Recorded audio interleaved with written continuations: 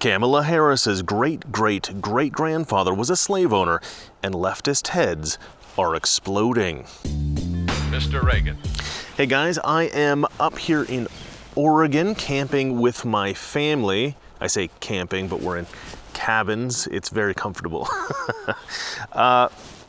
Before I get to the topic of this video, I do want to give an initial reaction to Joe Biden's vice presidential pick, Kamala Harris. I don't think I could be happier with this turn of events. I mean, I was laughing all yesterday, all today at just everything that was going on. I mean, I feel like Joe Biden gave a gift to Donald Trump in choosing Kamala Harris. But at the end of the day, Joe Biden kind of screwed himself because, I mean, this is what happens when you hire employees for race and gender as opposed to merit. And that's why I invested so much in unwoke.hr, which you should go sign up for if you are hiring people or if you are looking for a job currently. But I digress. Elizabeth Warren, Bernie Sanders, these would have been much better choices for Joe Biden, because then Joe Biden could have stepped into a more moderate role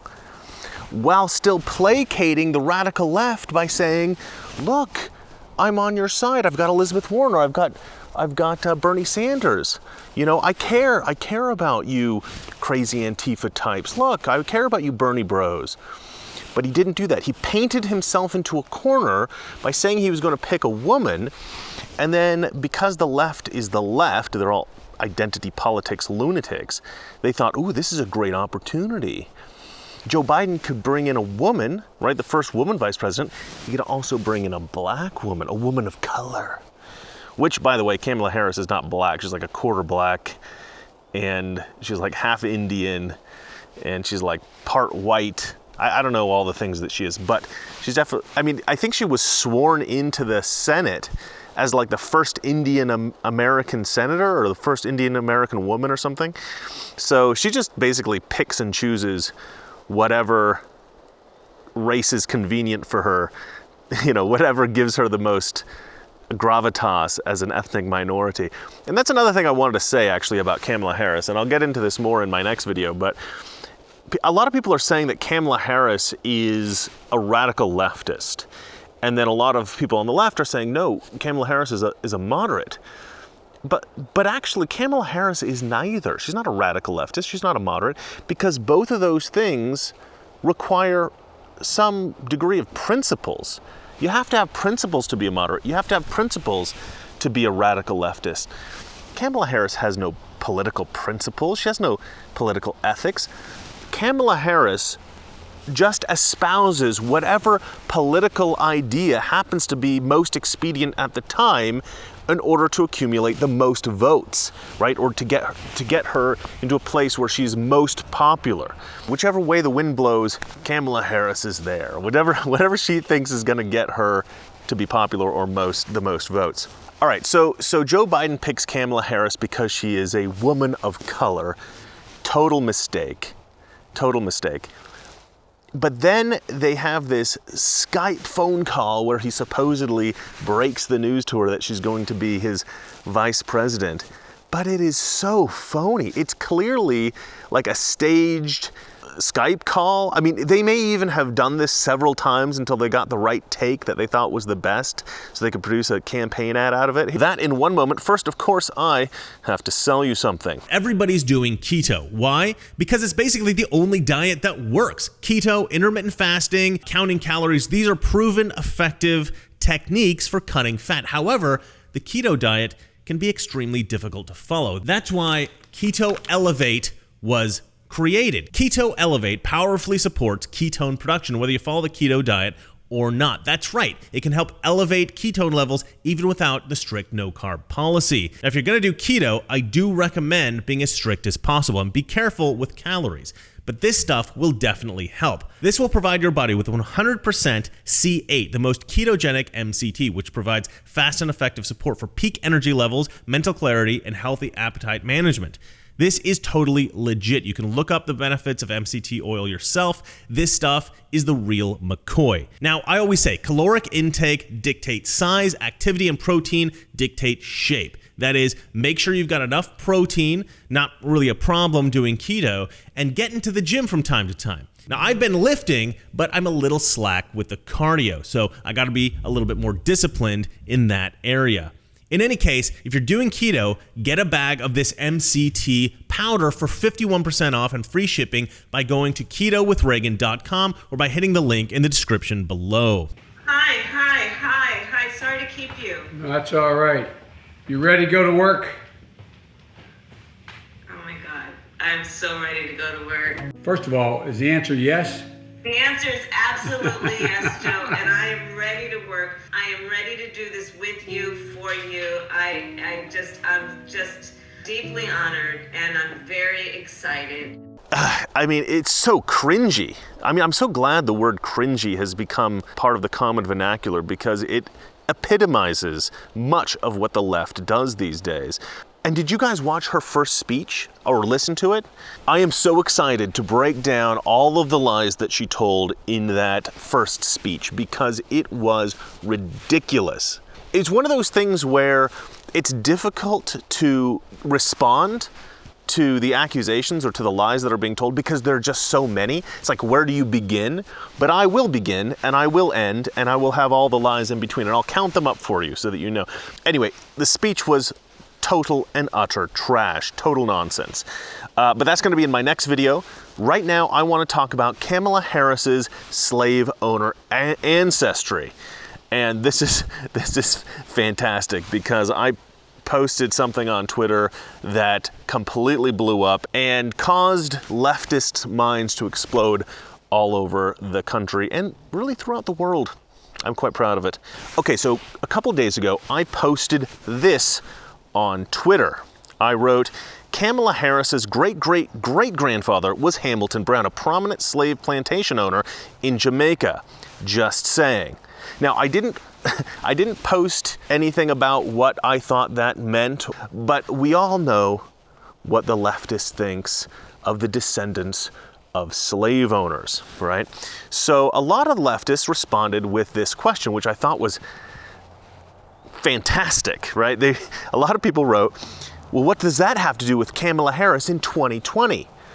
Which was perfect because this beautifully set me up to illustrate my point very clearly. A point that conservatives understood without any explanation, but leftists obviously had to be explained to. I said, exactly. And that's what you should say whenever white people are condemned for the sins of their ancestors. The funny thing is, this wasn't just like one person responding. Tons of leftists responded with this question. What does that have to do with Kamala Harris? Oh, are we supposed to blame her for, her great-great-great-grandfather? That doesn't make any sense, right? It was amazing to see all of these leftists basically argue what conservatives have been arguing for decades. Conservatives were just coming in and owning leftists in droves. It was a beautiful thing to see. Sadly, most of those tweets have been deleted. And the reason they've been deleted is because they all stumbled upon a new talking point about which they all coalesced.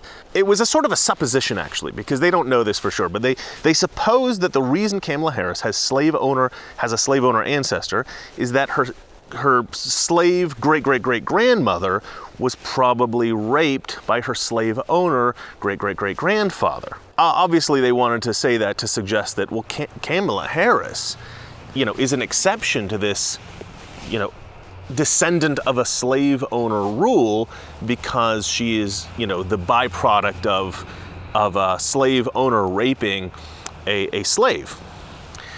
But to me, that doesn't make a huge amount of a difference because it's still her great-great-great-grandfather, right? She's still the blood relative of that person. And not only that, but they're making the point that her evil ancestor was even more evil. He was not only a slave owner, he was a rapist as well. So maybe Kamala Harris should get doubly canceled. Don't ever make a statue to Kamala Harris or Antifa might just tear that sucker down. But obviously they're missing the point, right? To give the leftists credit, but this is really the problem with blaming people based on their ancestry. It's very messy, right? And they like all miss that point. They either miss the point because they're not really thinking about that. They're not really thinking about it clearly. Or they miss the point intentionally. They don't really want to consider their hypocrisy, right? They don't understand that it is utterly absurd to blame white people for the sins of other white people hundreds of years ago. They don't get that. And even now, when I've illustrated it to them so clearly, they still just want to make excuses for Kamala Harris specifically, or, the ancestors of slave owners. If they're black, they assume that it was the product of some kind of a rape, and therefore this somehow absolves the black descendants of these slave owners from any kind of culpability, which, they shouldn't be culpable anyway. Nobody should be culpable for the sins of their ancestors. It's silly. But the ugly truth about all this is that most white Americans, including myself, have no slave owner ancestry whatsoever. And almost all black Americans do. So the question then becomes, who owes reparations to whom? And a lot of people in the Twitter feed, a lot of people responded by saying, nobody's blaming white people for the sins of their ancestors. And I just thought, what country do these people live in? And I asked them, have you not heard about reparations? And they said, well, we're not blaming white people for the sins of their ancestors. We just think, the government should pay black people a certain amount of money, specifically.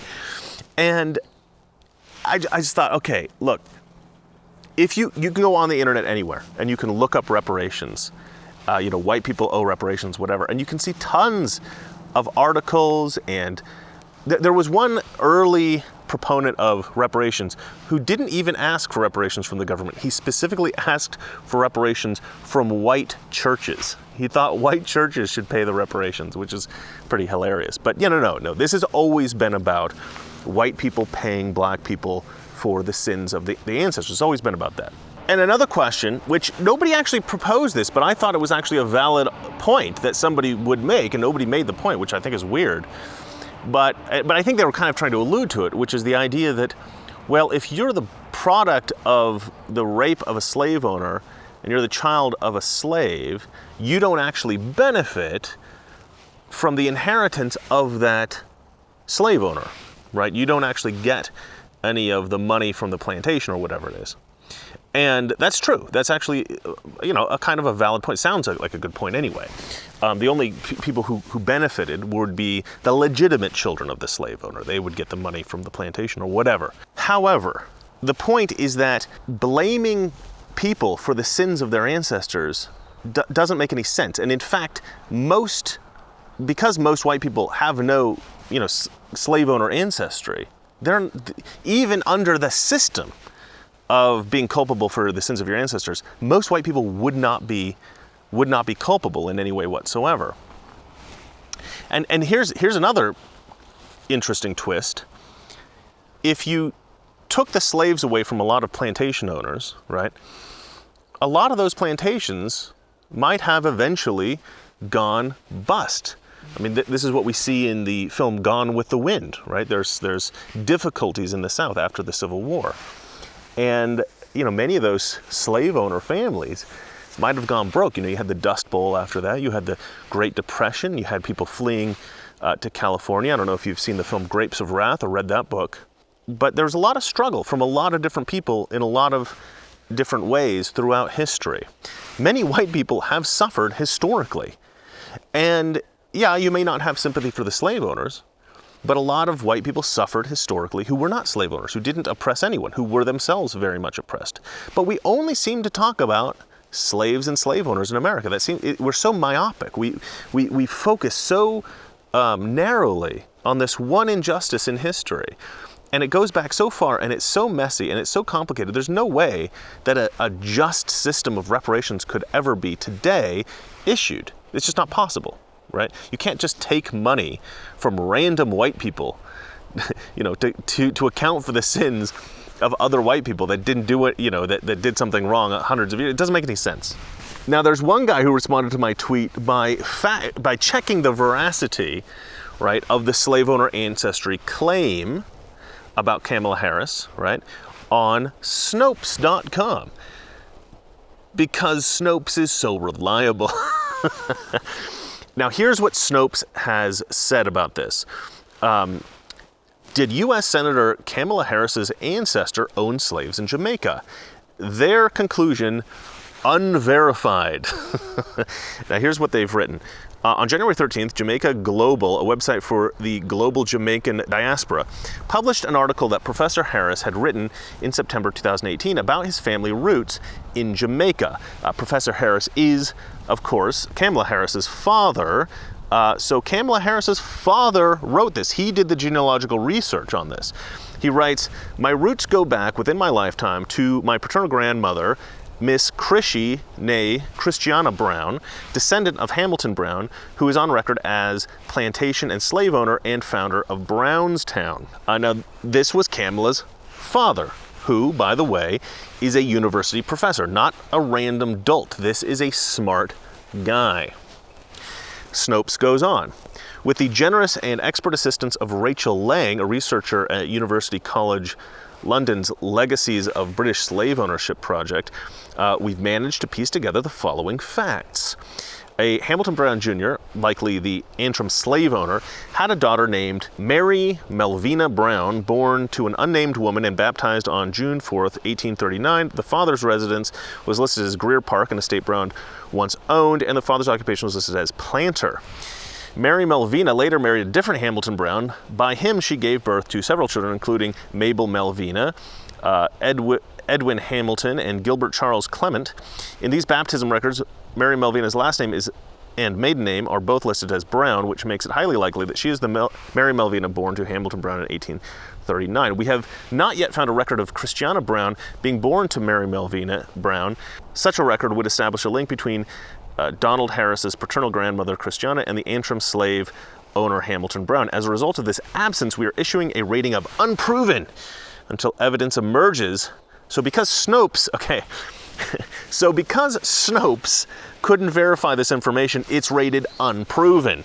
But this wasn't a claim by a right-wing opponent. This is attested to by Kamala Harris's own father. So it's not a claim that needs that much scrutiny.